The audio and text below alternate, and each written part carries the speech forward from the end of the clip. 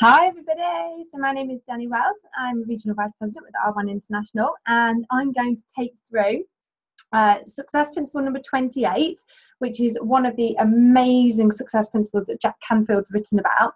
And these training calls District Manager John Allen has put together once a week, where one of us will train on one of the success principles. So today I'm training on Success Principle 28. So I'm just going to share the screen so that you can see the PowerPoint that I've put together.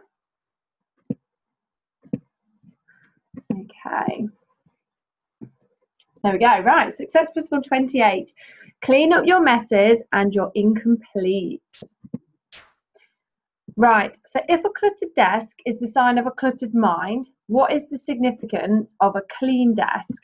So this circle here is called the cycle of completion. So as you can see, it starts at the top where it says decide, it moves to plan, and then start, continue, finish, and complete. Now that is the cycle of completion. If it helps, draw that out and stick it up on your desk space. This is called the cycle of completion. Each of these steps, so like we've just said, decide, plan, start, continue, finish, and complete, is required to succeed at anything to get a desired result or to finish. Yet many of us never complete. We get all of the way through the finishing stage, but then we leave one last thing undone. Are there areas in your life where you've left uncompleted projects or failed to get closure with people? When you don't complete the past, you can't be free to fully embrace the present. I think that's really huge, really powerful stuff. Failing to complete will rob you of your valuable attention units. So this is something that I really learned from this chapter. When you start a project or you make an agreement or you identify a change you need to make, it goes into your present memory bank and it takes up what is called an attention unit. So that's really key to remember, that attention unit. We can only pay attention to so many things at one time. So each promise, agreement, or item on your to-do list leaves fewer attention units to dedicate to completing present tasks and bringing new opportunities and abundance into your life. Often, incompletes represent areas in our life where we are not clear or where we have emotional or psychological blocks. I think that falls into the category for all of us as well. So if you think right now about the things that you haven't completed, so think about your to-do list and what's on your to-do list. Those things have been on your to-do list for longer than probably what they should have been. So not the things that you've just put on today, the things that you probably put on there a few days or a few weeks ago. The reason why you're not doing them, is it because you're not really 100% clear on how to do them, or is it because you've got an emotional or psychological block to doing it, such as phoning somebody, messaging somebody, or letting go of something, selling your car, whatever it may be, getting a household job done? So I really related with that because there are definitely things on my to-do list that I do put up. And when I read this chapter, I thought, okay, let me look at my to-do list. I went and got my to-do list, and all the things I've been on there for longer than a few days were connected to either that I wasn't 100% clear on how to do it, or they were connected to an emotional or psychological block. So just have a think for a second now, what's on your to-do list? What is the reason why you haven't done them? Is it because you're not clear? Because if it is, you need to write on your to-do list next to it, get clear on how to do this before you complete the task of doing it. So if you've written down how I need to order some, this is something on mine, I need to order some Arbonne banners. Now that sounds like a really easy task, and order some Arbonne banners.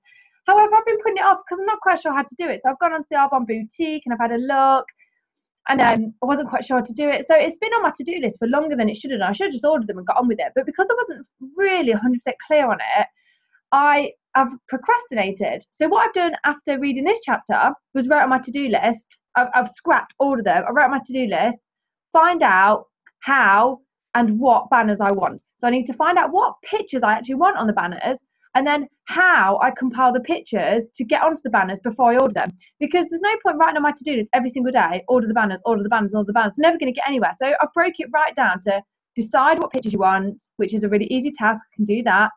Work out how to put the pictures, how to upload the photos onto the banners that I want, and then order them. So I've broken that right down. I've done this with everything on my to-do list that I have been procrastinating about. So take a moment just to think about that as well.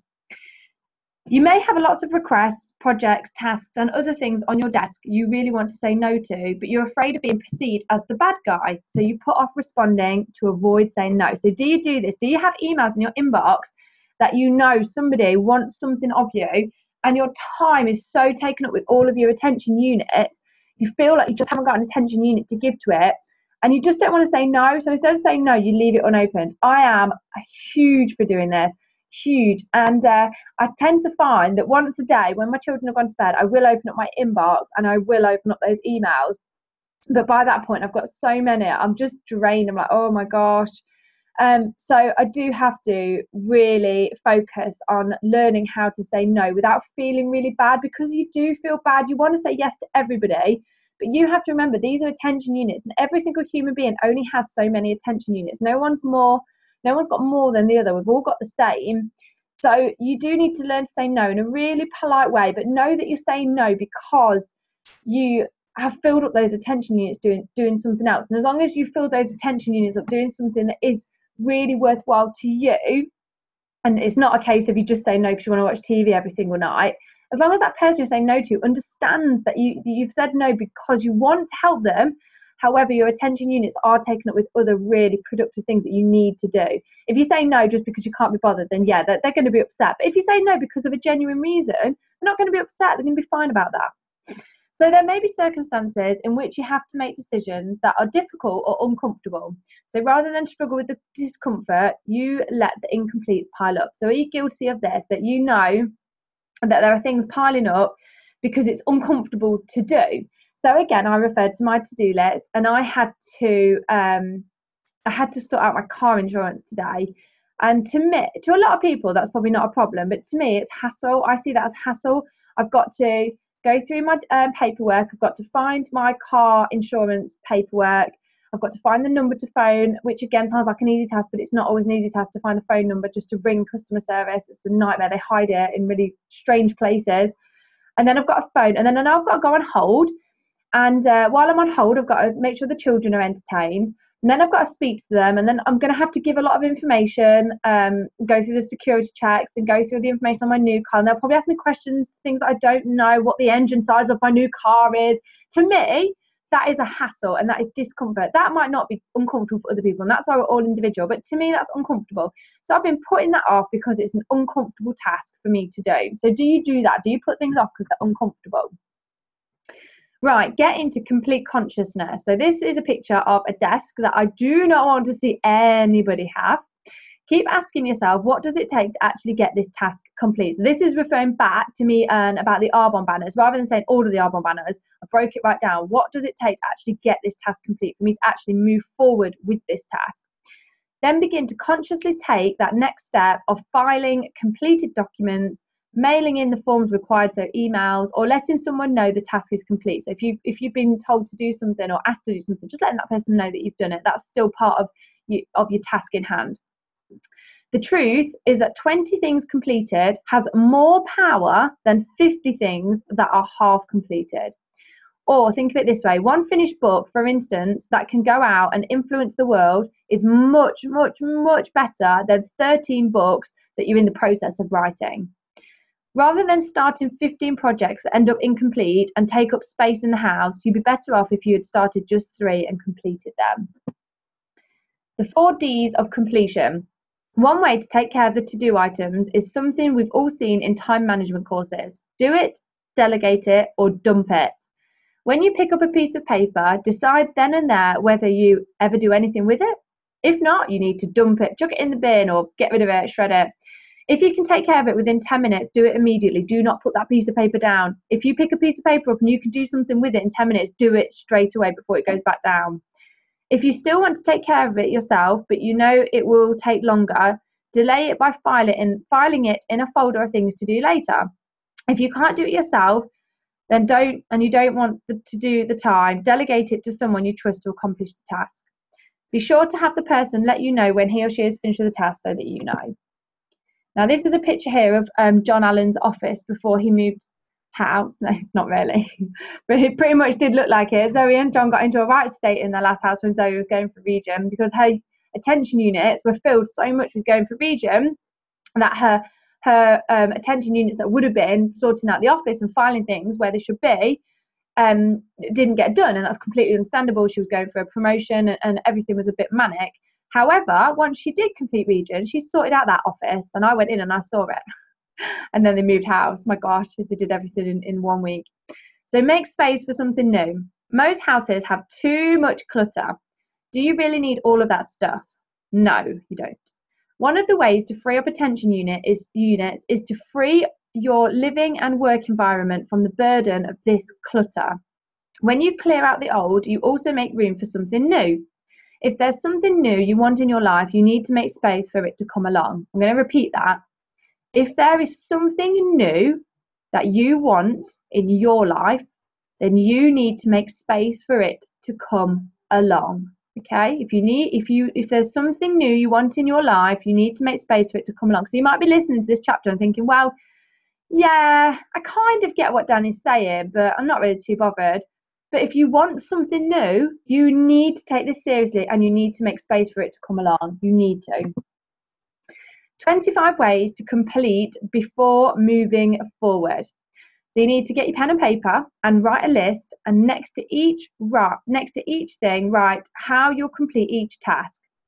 Choose 4 items and start completing them, and choose those that would immediately free up most of your time, energy or space for you, mental or physical. Clean up 1 major incomplete every 3 months. So I'm just going to read through everything that Jack Canfield recommends that you address in your life. Former business activities, number 1. 2, promises not kept, not acknowledged or not renegotiated. Number 3, unpaid debts or financial commitments. Number 4, your wardrobes. Are they overflowing with clothes never worn? Number 5, a disorganized garage. Number 6, disorganized tax returns, or maybe you've not even started them. Maybe that's something you do need to think about. Number 7, checkbook not balanced or accounts that should be closed. Number 8, drawers full of unusable items and just general rubbish. Number 9, missing or broken tools. Number 10, an attic filled with unused items. Number 11, the boot in your car or the back seat, is it full of rubbish? Number 12, incomplete car maintenance. Number 13, a disorganized spare room or utility room. Number 14, credenza packed with completed or unrealized projects. Number 15, filing left undone. Number 16, computer files not backed up or data needing to be converted for storage. Number 17, desk surface cluttered or disorganized. So don't have it like what John has his like. Number 18, family pictures never put into an album. Oh my gosh, when I read this, I was looking across my front room while I was reading the book, and I saw my Vegas album that I bought from Vegas in April, bearing in mind we're now nearly in August, with a pile of my Vegas photos next to it, and it's been there for 3 months. I was like, yeah, I ought to get that done. Number 19, mending, ironing, or other piles of items for repair. Number 20, deferred household maintenance is something broken in your house that you keep meaning to fix and haven't got around to it. Number 21, personal relationships with unsated resentment or appreciations, so people you've fallen out with. 22, people you need to forgive. Number 23, time not spent with people you've been meaning to spend time with. Number 24, incomplete projects delivered without closure or feedback. Number 25, acknowledgements that need to be given or asked for. So you might want to take a screenshot of that picture and then work through that on your to-do list. So what's irritating you? Like incompletes, daily irritants are equally damaging to your success because they, too, take up attention units. Maybe even a missing button on a top, marks on your patio door, anything. It takes up an attention unit. One of the best things that you can do to move forward and faster along your success path is to fix, replace, mend, or get rid of those daily irritants that annoy you and stay on your mind. The author, Talon Miandana, I'm so sorry that I can't pronounce that, who wrote Coach Yourself to Success, recommends walking through every single room in your house and jotting down all of the things that irritate and annoy you, and then arrange handling each one. None of these may be urgent or life-threatening, but every time you notice them and wish they were different, they pull energy from you. They are subtly subtracting energy from your life instead of adding energy to your life. Come on.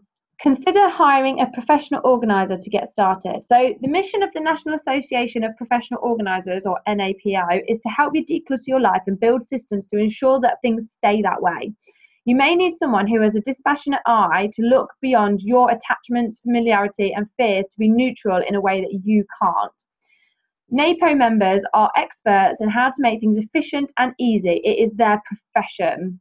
You can hire an organiser from your local area for a day of work.